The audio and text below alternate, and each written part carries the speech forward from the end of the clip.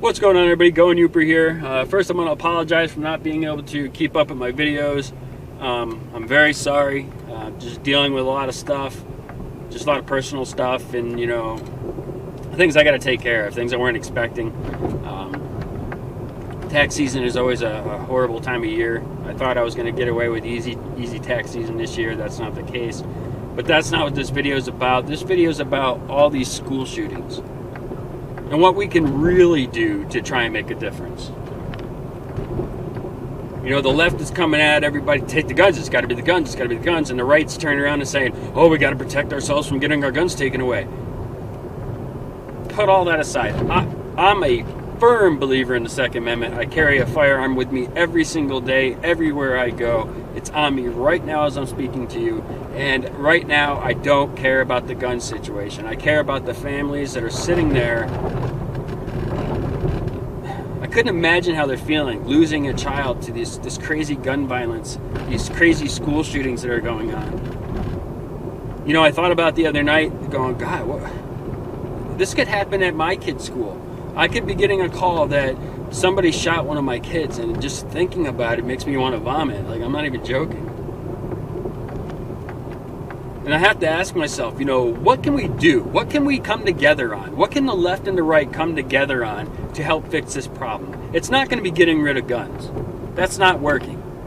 The left, get the guns, get the guns. The right's, oh, we got to protect ourselves. Let's think about what we can do. What can we come together on? Let's try and make some forward progress. Even if it doesn't fix the situation, as long as we're working towards a better tomorrow.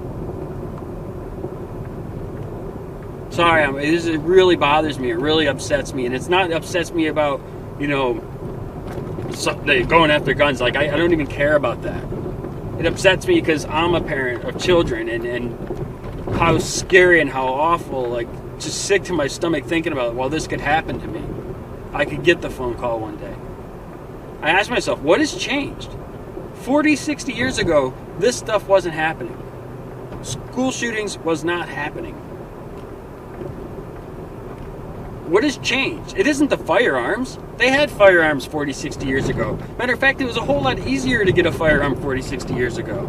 There wasn't any crazy background checks. You could order a firearm through the mail, and they send it to your house. They didn't know how old you were, if you were crazy, if you were a felon, if you murdered people. They didn't know, and they just send you a gun. So it can't be the guns, or we would have been having this problem back then. Somebody out there saying to themselves right now, oh, we didn't have guns that held 30 rounds or more. Yes, we did, and you could get one easily. A lot easier than you can today. For sure, a lot easier than you can today. So it can't be the guns. Let's just say guns have something to do with it, for just to appease the people that feel it's the guns, it's the guns, it's the guns. Whatever. Can't we agree that there's other things at play here? There's other things that happen? It's not that a person just gets, a sane person just gets a gun in their hand and it automatically says, I got to go kill a bunch of people. I got to go to a school. It doesn't happen. So we have to agree that there's other things going on here. What are those other things? What else is happening? And I thought about it for a while, and I figured, here's a couple key things that are involved in all these school shootings. The first one is mental illness. We have to agree that only insane people, or somebody insane, or somebody with a mental illness would go to a school and shoot up a bunch of people, especially a bunch of people that they've known their whole lives and they went to school with their whole lives. A sane person wouldn't do that. Broken homes, single-parent homes. 40 years ago, mental illness, you had a place to go that they actually treated mental illness. They don't have those anymore. They shut all those places down. Now the mentally ill go to prison or jails. If you don't believe me, ask any person that works at a prison or a jail, and they will tell you, yes, it is full of a bunch of crazy people. It's facts. These broken homes. 40, 60 years ago, not all parents were still together, but the majority of parents stayed together. They were a family unit. There was a mom, there was a dad in the house. And in a lot of cases, the dad worked, the mom stayed at home. The dad worked 40, 50 hours a week, and he could pay for all the necessary needs that family needed. Healthcare, food, bills, all of that.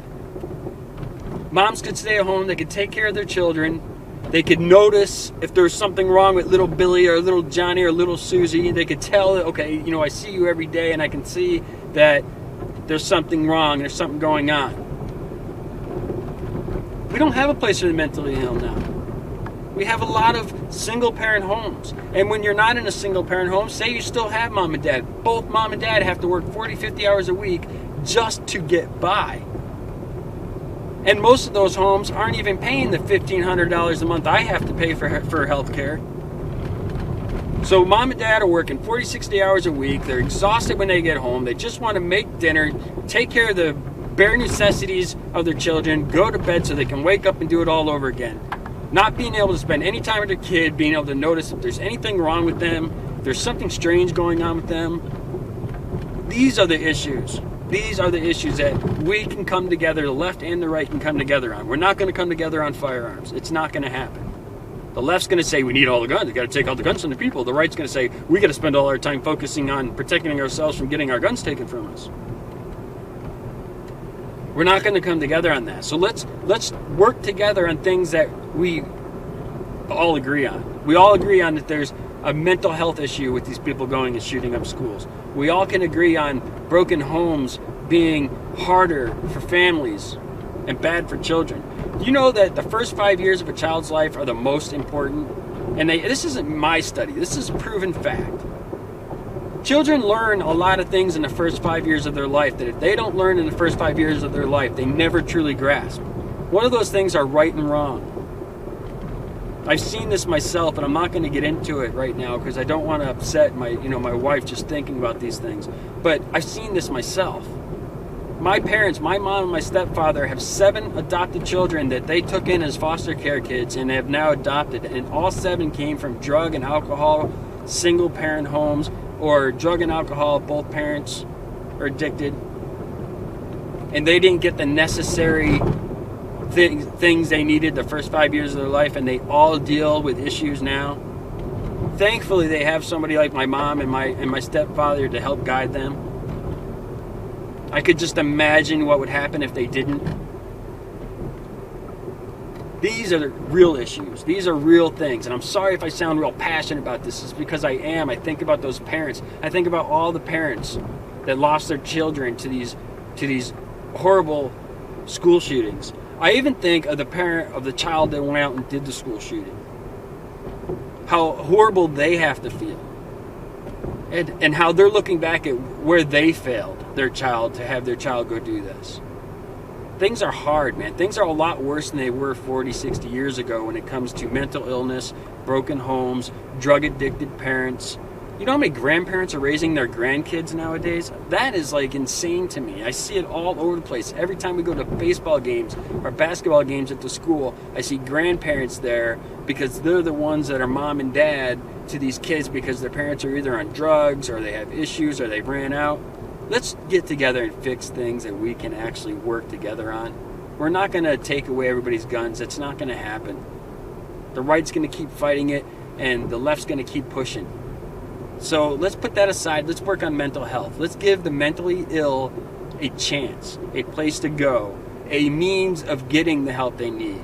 Let's work on health care so people can actually afford it, where both parents don't have to work 40, 50 hours a week just for the bare minimum of health care and to be able to put food and pay the bills. Let's work on these things. Let's try and do that.